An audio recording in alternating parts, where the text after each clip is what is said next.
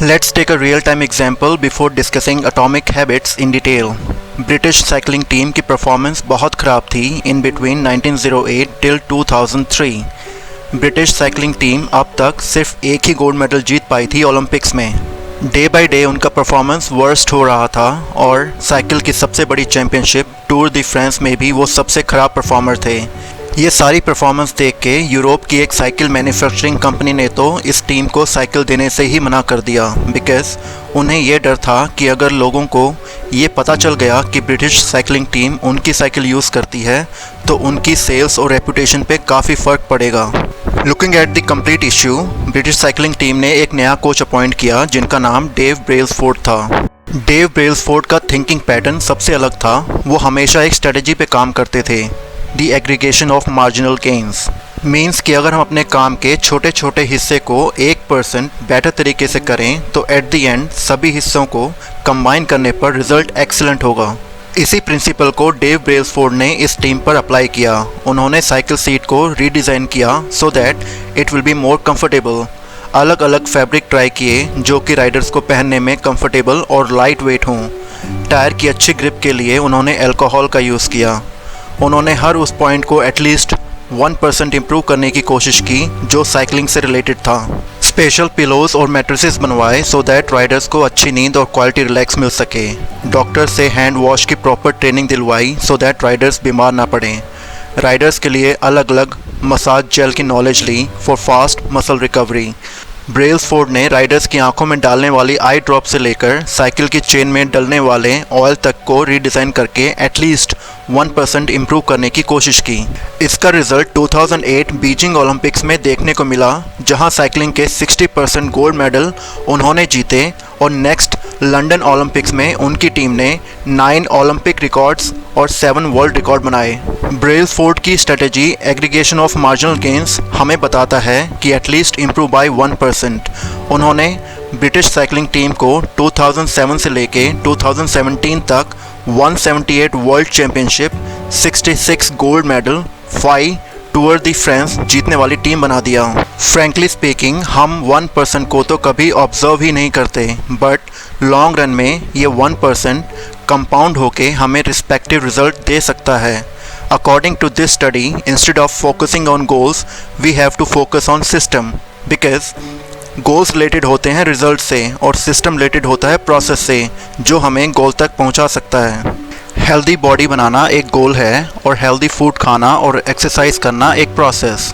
Exam में अच्छी percentage लाना एक गोल है और रोज़ स्टडी करना एक प्रोसेस। गोल्स डायरेक्शन सेट करने के लिए तो ठीक हैं, but if you want to progress to achieve that goal then you have to follow the process. Winners और लूज़र्स, गोल्स दोनों के होते हैं, बट जो सिस्टम को फॉलो करता है और छोटी छोटी इम्प्रूवमेंट करता है वो ईज़िली अपने गोल को अचीव कर लेता है। गोल सेट करके सिस्टम फॉलो करने वाले को विनर कहते हैं और सिर्फ गोल सेट करने वाले को लूज़र। हैबिट्स दो तरीके से बदली जा सकती हैं, आउटकम बेस्ड और identity based. We should always follow identity based habits. For example, आप स्मोकिंग छोड़ना चाहते हैं और अगर आपको कोई सिगरेट ऑफ़र करता है तो अगर आप आउटकम बेस्ड मेथड फॉलो करोगे तो आप कहोगे I am trying to quit smoking, but वहीं अगर आप आइडेंटिटी बेस्ड मेथड फॉलो करते हो तो आप कहोगे I am not a smoker. दोनों में डिफरेंस बहुत छोटा है बट इफ़ेक्ट बहुत बड़ा। लोग हैबिट तो बदलना चाहते हैं बट अपनी आइडेंटिटी नहीं। That's why they are unable to make big changes. Let's take another example. आपने स्टोन कटर के बारे में तो सुना ही होगा, जो बार बार हथौड़ा पत्थर पे मारता है।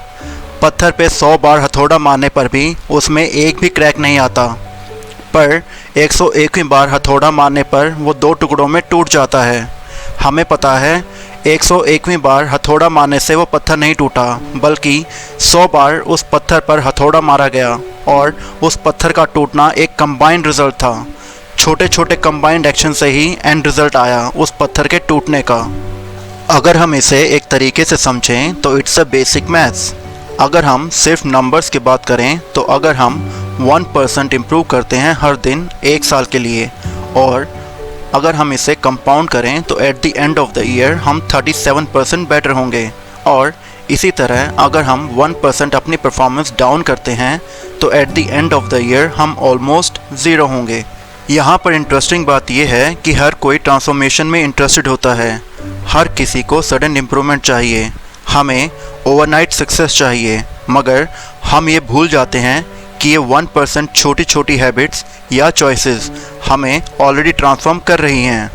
अब हम इसे समझेंगे कैसे? सो देयर आर 4 स्टेजेस जिनके बारे में हम बात करेंगे जो कि हमें हेल्प करेगा हैबिट फॉर्मेशन में। ये 4 स्टेजेस हैं: noticing, wanting, doing and liking. Number 1, noticing. Noticing के बारे में सबसे अच्छी बात है इम्प्लीमेंट करने की इंटेंशन। बहुत से लोगों को लगता है कि उनमें मोटिवेशन की कमी है, जबकि they lack in their clarity. उन्हें लगता है कि उन्हें मोटिवेटेड होना चाहिए ताकि उनमें विल पावर आए और वो अपनी हैबिट्स को एग्जीक्यूट कर सकें। उन्हें लगता है कि वो मेडिटेट करके, वर्कआउट करके इसे एग्जीक्यूट कर पाएंगे, बट रियलिटी ये है कि उनके पास कोई प्लान ही नहीं होता। और उसके बाद होता ये है कि वो रोज़ सुबह उठते हैं और सोचते हैं कि काश मैं मोटिवेटेड हो पाता ताकि मैं कुछ एग्जीक्यूट कर पाता, और फिर से सोचने लगते हैं कि मैं ये कब से करूँगा, कहाँ करूँगा और कैसे इसे एग्जीक्यूट करूँगा। आई अंडरस्टैंड ये कहने में बहुत ही आसान लगता है कि चलो एक प्लान स्टार्ट करते हैं, नोट डाउन करते हैं कि हमें क्या करना है और कैसे करना है, बट हम सभी जानते हैं कि हमारे सामने चैलेंजेस आते हैं और ये आसान नहीं होता। चलो अब एक स्ट्रेटजी के बारे में बात करते हैं जिससे हम मेक श्योर कर सकें कि हम एक बेटर प्लान ऑफ एक्शन बना सकें। इसे हम फेलियर प्री मोर्टेम भी कह सकते हैं। अब सोचो कि आप किसी हैबिट या प्रोजेक्ट या कोई गोल या कोई भी ऐसी इंपॉर्टेंट चीज़ जिस पे आप काम करना चाहते हो, उसे फास्ट फॉरवर्ड करके इमेजिन करो 6 मंथ्स के लिए फ्रॉम नाउ कि आप फेल हो जाते हो उसमें। Now tell the story to yourself why you failed. Exactly क्या हुआ? Which challenges you encountered? क्या हुआ एग्जैक्टली कि आप फेल हो गए? ऑफ कोर्स जब ये सब आंसर्स आपके सामने आपके टेबल पर होंगे तो you can start to make better choices about how to develop a plan. You can start to have if then plans. For instance, आपने प्लान किया कि मैं मंडे को 5 बजे 20 मिनट्स वर्कआउट करूँगा, but due to any situation अगर आप नहीं कर पाए तो by Tuesday morning I will do a workout at 7 AM। Give options to yourself, that's what if then plan is. और ऐसे हम चैलेंजेस को एडजस्ट कर सकते हैं। Stage 2 is wanting. हम एज अ ह्यूमन सबसे ज़्यादा ओवरलुक उस पॉइंट को करते हैं जिससे हम बिहेवियर और हैबिट्स को चेंज कर सकते हैं, और वो है physical environment. And this is an interesting insight about our desires. हमारा एनवायरनमेंट फ्रीक्वेंटली हमें इन्फ्लुएंस करता है। हमें चीज़ें आसानी से चाहिए because they are an option for us. वो चीज़ें हमेशा हमारे सामने होती हैं। थैंकफुली आप इस एनवायरनमेंट के विक्टिम नहीं हैं, क्योंकि आपने भी कंट्रीब्यूट किया है इस एनवायरनमेंट को बनाने में। क्योंकि हम ही डिज़ाइन करते हैं जो हमें करना अच्छा लगता है वो आसान हो जाए, और जो चीज़ हमें करना अच्छा नहीं लगता वो हार्ड हो जाए। For example, if you love to play guitar, उसे अपने लिविंग रूम में रख लो ताकि वो हमेशा आपको आते जाते दिखता रहे। अगर आपको पढ़ना अच्छा लगता है तो अपनी बुक, नॉवल या न्यूज़पेपर को अपने बेड के साइड में रख लो ताकि जब आप सुबह उठो या सो वो आपके सामने हो। हमारी मैक्सिमम डिज़ायर सिर्फ इसलिए डिज़ाइन होती हैं क्योंकि हमारा एनवायरनमेंट ऐसा है और वो हमें ऐसे डिज़ाइन करता है। So the moral of the story is, शायद ही कोई हो जो पॉजिटिव हैबिट्स को कंसिस्टेंटली फॉलो कर सके नेगेटिव एनवायरनमेंट में भी। Maybe you can overpower once और ट्वाइस। शायद आपके अंदर इतनी विल पावर हो कि आप एक दिन सारी अच्छी हैबिट फॉलो कर सकें नेगेटिव एनवायरनमेंट में भी, मगर आप ऐसे इन नेगेटिव फोर्सेस के साथ लड़ते रहोगे तो बहुत मुश्किल होगा अच्छी हैबिट्स को फॉलो करना। Stage 3 is doing. इस स्टेज में इम्पॉर्टेंट ये है स्पेशली हैबिट्स के लिए कि आप सिर्फ स्टेप बाय स्टेप चलते रहो without thinking about the target और goal. We need to make sure कि हम अपनी स्किल्स को शार्पन करें। We need to understand whatever the goal we want to achieve is just 1 step away. Make small targets like easy goal, moderate goal, difficult goal. हमें अपने goals को repeat करते रहना है. हम जितना टारगेट्स को रिपीट करेंगे उतना ही हम अपने फाइनल गोल के पास जाते चले जाएंगे. We always need to focus on starting line, not the finishing line. Oftenly we think about our habits, हमारे गोल्स के बारे में, हमारे रूटीन्स, अचीवमेंट्स एक्सेट्रा. ये सारे माइलस्टोन्स हैं. We think about कि मुझे कितना वेट कम करना है, हमें कितना पैसा कमाना है, मेरे कितने सब्सक्राइबर होने चाहिए एक्सेट्रा. ये सारे फिनिशिंग लाइन पर ही हैं. तो अगर हम स्टेप बाय स्टेप चलते रहेंगे तो हमारे गोल्स नेचुरल प्रोसेस से ही अचीव हो जाएंगे. For example, when I started this channel, I had no subscribers, but I kept on working on my content and informing people about my channel, and within a month and a half, the member count of this YouTube family is 330 plus and going on. So, I am not focusing on the goal, just repeating the steps. Stage 4 is liking. So, one question here. Why we repeat our behavior? So, the only reason why we repeat our behavior is क्योंकि हम उस behavior को enjoy करते हैं और हमें reward अच्छे लगते हैं.